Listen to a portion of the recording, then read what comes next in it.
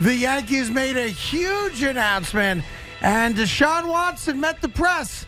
But amazingly, the owners of the Cleveland Browns didn't show up.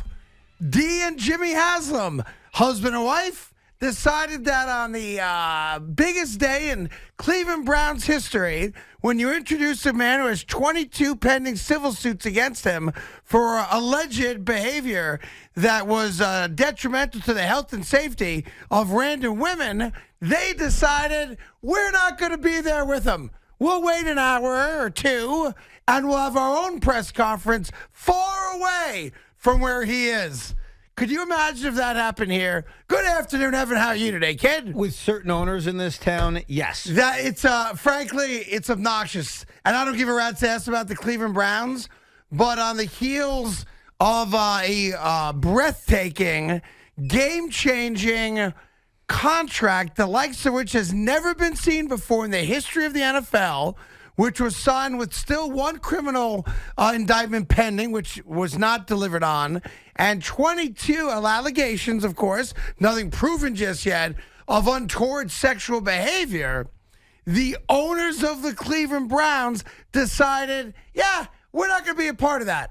What? It's called lack of accountability. I'm fascinated by that. Now, Deshaun Watson gave a lot of interesting answers to some questions today, one of which was he was asked if he would seek any counseling now that he's in Cleveland for alleged bad behavior. And he said, and I quote now, "The counseling part is hard because I don't have a problem. I don't have an issue." Inquiring minds say, okay, then could you explain to us why there are 22 masseuses? He took the approach. What? He took the approach of full-blown denial. And listen, He went in God and bless said, you. I've done nothing wrong. See, and we were curious. We mentioned this the other day. What approach does he take? Does he just say, I can't talk about it, it's a pending legal issue? Which is an easy answer, and that's the one I would have prescribed for him. Listen, I'd love to talk about it. I got 22 pending cases, as you know.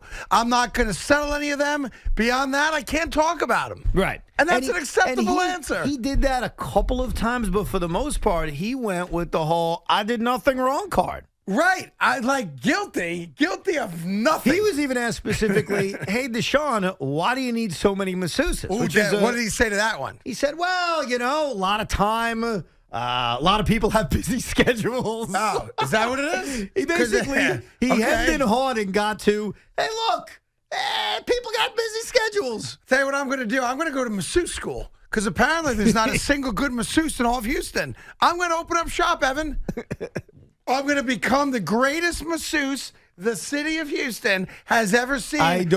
Listen, according to Deshaun, there just aren't good masseuses to find. Yeah, but there's certain criteria I'm going to find one. You may have to be a masseuse of Deshaun Watson. You can roll over and let your penis touch my knuckles. I got no problem with that. Really? Would you? As long as you, and pardon the pun here, tip well. What about the bodily function accusations? Yeah, I don't like that one. That's a bad one for me. So you draw the line? I listen. Everyone should draw the line at all of it. Obviously, I'm just teasing.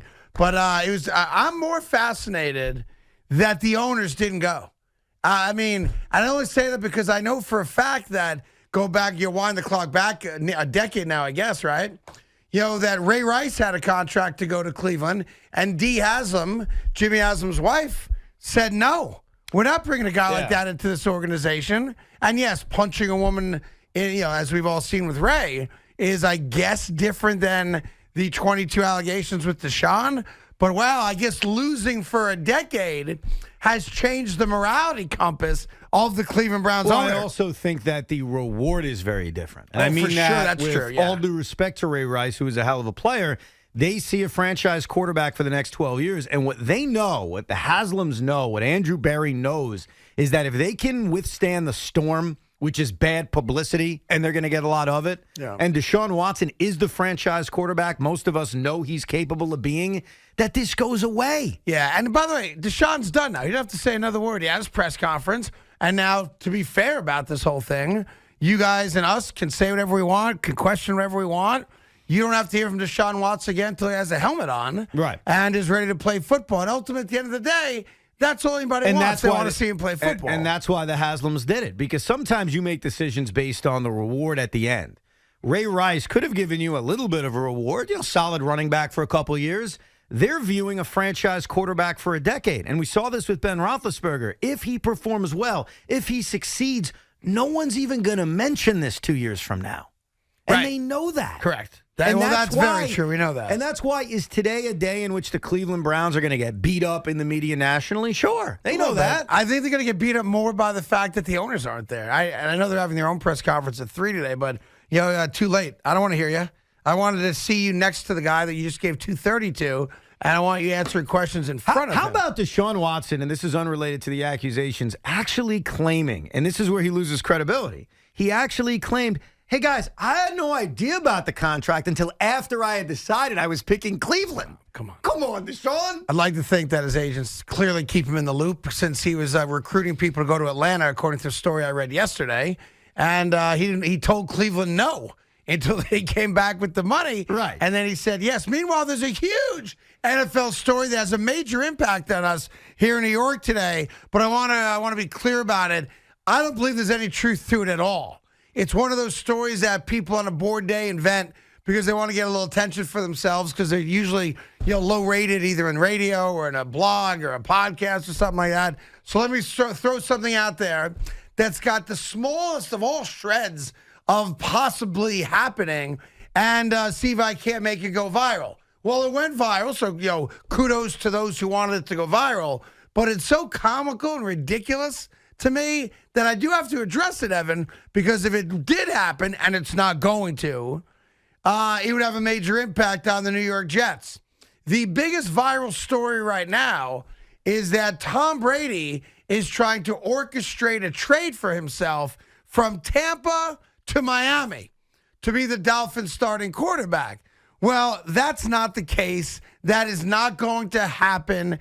It's dead in the water. It's dead on arrival. Yes, Tom Brady was the unnamed quarterback that the owner of the Dolphins, Steve Ross, wanted Coach Brian Flores to meet with on that yacht. Yes, there has been some interest in, do we want Tom Brady to maybe have some minority ownership in the Dolphins? Yes and yes.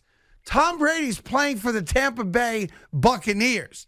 Tom Brady has actively recruited people to play with him for the Tampa Bay Buccaneers.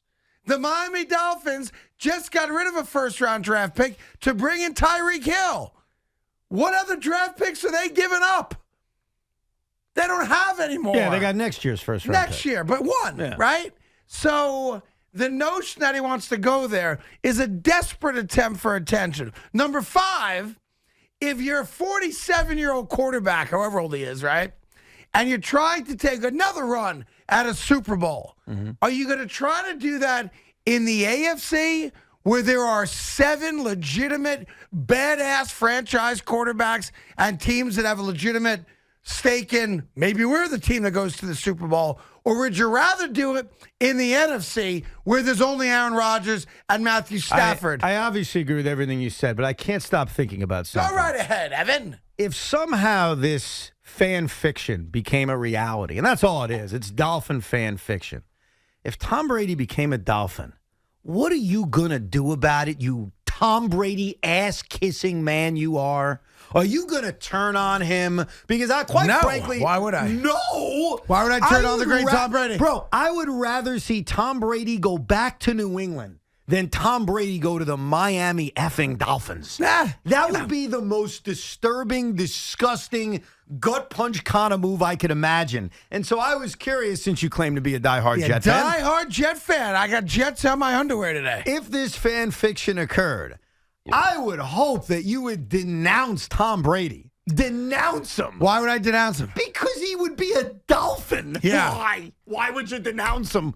Yeah. Because he'd be wearing that pathetic aqua blue I kinda with like those the aqua blue. stupid fans who somehow root for a team in Miami while living in New York. No offense to those who are Dolphin fans. Quite all right. You're not stupid. I just think the idea of rooting for the Dolphins is stupid. I would hope that you wouldn't have to give back your Jet card, No, Craig. I would never give back my Jet card, then you Evan. would I don't trade that Jet card for nothing. Then you would turn on Tom No, Brady. I love Tom Brady. No. I love him with all the passion of 1,000 suns. That's my guy. No. Love Tom Brady. No. Talking about loving Tom Brady. When I heard about this rumor this morning, my first reaction is everything you said, Craig. I think it's BS. Stupid. Especially, more than anything, it's not even the AFC, NFC thing.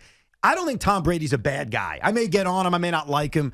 I can't imagine Tom Brady being as greasy as someone who would recruit guys to Tampa. Yeah. While knowing he's leaving. What is he, a college coach? Deshaun Watson recruited guys to Atlanta, and he went to Cleveland. Well, my point exactly. I mean, that happened. I right? just don't think Tom Brady would ever do that. But my God, for those 10 seconds, I thought about it. Yeah. I thought of Tom Brady wearing those disgusting uniforms and that atrocious helmet, and Tom Brady By the way, twice a year again. Oh, I have to stop you on that. Let's all agree on something before that goes any further. What? The Dolphin colors are awesome. Oh, stop it. Like, though, that color scheme is phenomenal. How? Like, why do I hate the Dolphin color scheme? Really, you like that blue? Yeah, I love the aquamarine. Aqua blue. Whatever and it's called. And Yeah, that tealish thing. I like it. And that stupid mammal, a dolphin. Like I don't care so much about the Dolphin, but the Dolphin colors are fresh. Ugh. Yeah, I wish the Jets changed their colors every now and then. Stop it. I need a little powder blue in my life. Stop it. So if you're a diehard Jet fan, listen, relax. Don't listen to low-rated, uninformed people when it comes to silly NFL news. Just don't, because it's not happening. It's not on the table. If you're Tom Brady, you're moving again? No. You're going to the AFC? No. You're sticking right where you are in Tampa Bay, and by showing up, you're a top 3 choice to go to the NFC Championship game. And he is motivated. Just by showing up. He, more than anyone else, I guess there are a few, he is motivated by winning. You know, I think a lot of athletes are motivated by money, and there's nothing wrong with that. There's nothing wrong with that. Yeah. I think at this point in Tom Brady's life, with the money he's made, with the money his wife has made, that Tom Brady, who actually said, we've got unfinished business. The guy's won 57 Super Bowls, and he still talks himself into thinking he's got unfinished business. Yeah. Tom Brady's all about winning, and Tampa Bay gives him the best chance to win. Yeah, meanwhile, the New York Giants have apparently told reporters that they're willing to trade out of one of their 2 first-round picks to get a first-round pick next year. So, be an interesting draft. If there's not a guy that they cover, a must-have guy, then expect the Giants to do some wheeling and dealing as the draft slowly approaches. Bro, it makes perfect sense. And one of the reasons I saw, and I don't fully buy it, is the whole cap space perspective that you need a certain amount of money to sign your first-round picks. That can't be the reason.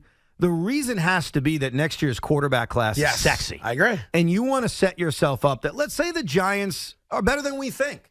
I don't think it, but let's say Brian Daboll comes here, coaches his ass off, and they win 6 games, which isn't even great. 6 games. Yeah. You may want to be in position to move up to get Bryce Young or C.J. Stroud. And so what you want to do is you want to arm yourself with as many assets as you possibly can. So it makes perfect sense. I'm at the point, Craig, I'd be surprised if they don't walk away with an extra first next year. Now, listen, they could be playing a game of possum, I suppose, and nor should they reveal their hand publicly.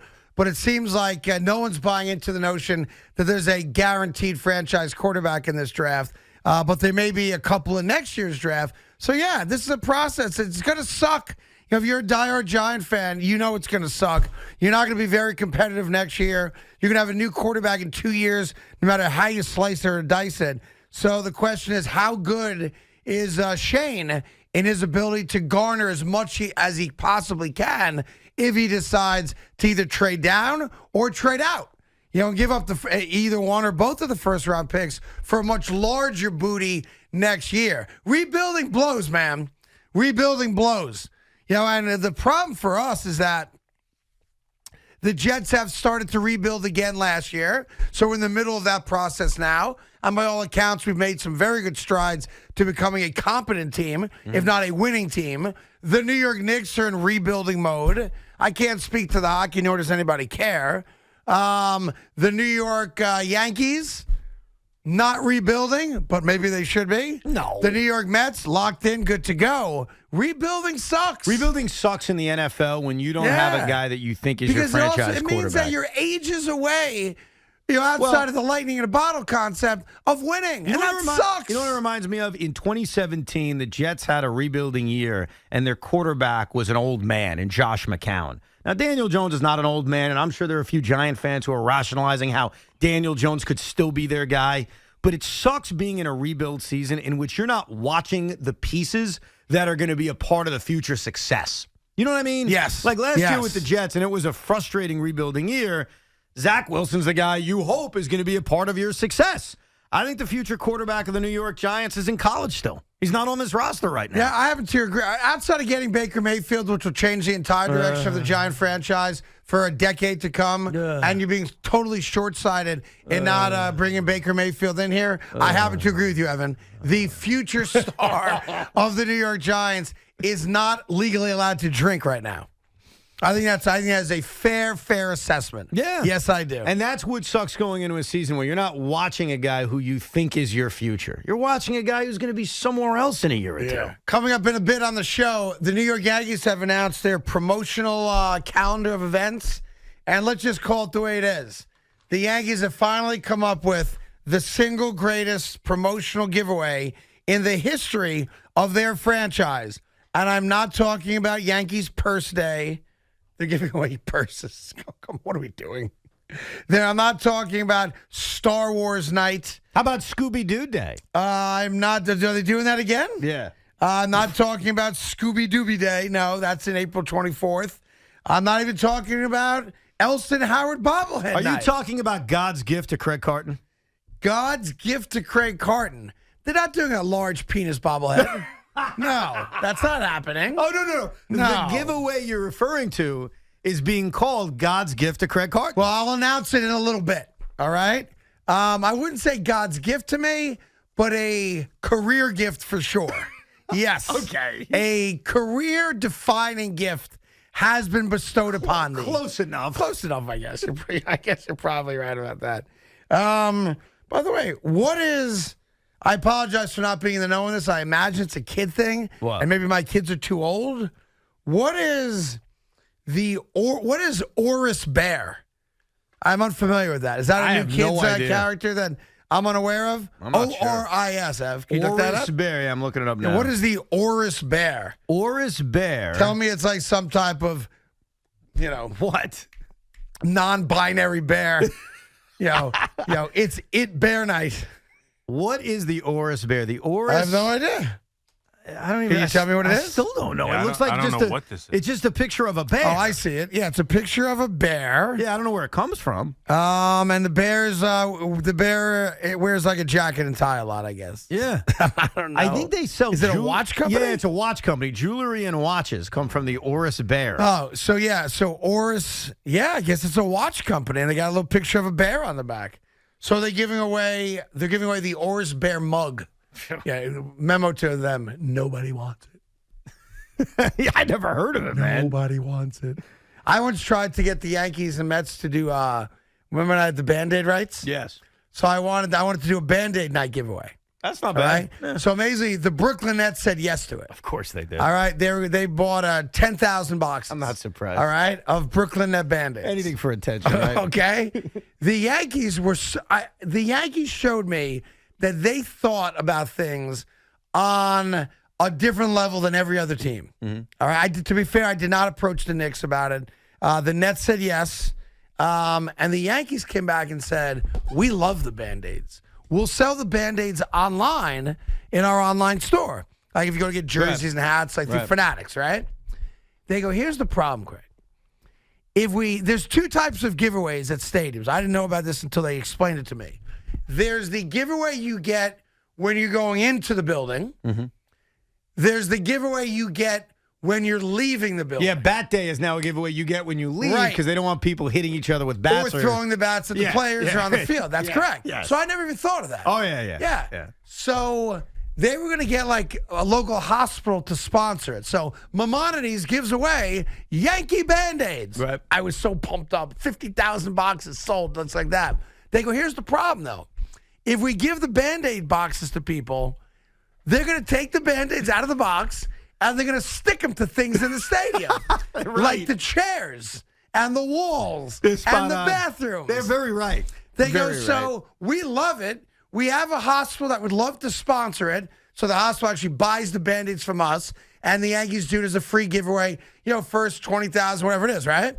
They go, we can't do it.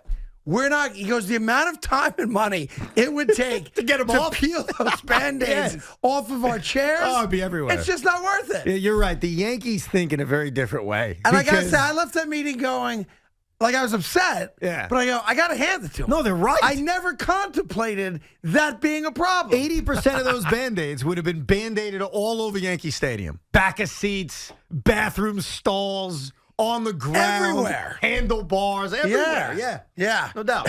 So that's why we never did the Band-Aid deal at Yankee Stadium. Yes, the only baseball stadium we ever did it at, well, we did it at Coors Field. They did it. Oh, really? Yeah, In the Colorado, Rockies. nice. We sold a lot of Rockies Band-Aids. Lots of them were sold.